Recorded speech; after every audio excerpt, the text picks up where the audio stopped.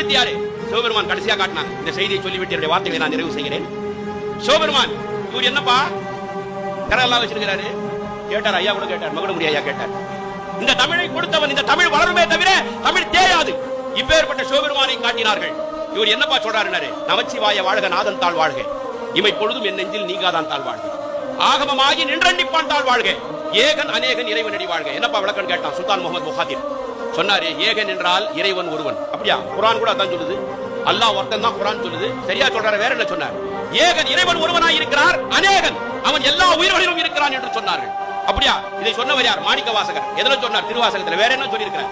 அடங்கியவரனுக்கு அப்பா போற்றி, இத்தி தண்ணின் கீழ் இரு மூவருக்கு அத்திக்கருடைய அரசே போற்றி, தென்னாருடைய சிவனே போற்றி, எந்நாட்டவருக்கும் இறைவா போற்றினார். என்னப்பா இதுக்கு பொருள்னு கேட்டான் சுல்தான் முகமது புகாதிர். துர்காராவ் சொன்னார், தென்னாட்டில் இவனுக்கு பேரு சிவன், எந்நாட்டவருக்கும் இறைவன். இதுதான் குர்ஆன் சொல்லுது. இதுதான் குர்ஆன் சொல்லுது. தென்னாட்டில் இவருக்கு பேரு சிவன், எந்நாட்டவருக்கும் இறைவன். இவர்தானா? கற்றா கோயில் அபுதாபி மண்ணு.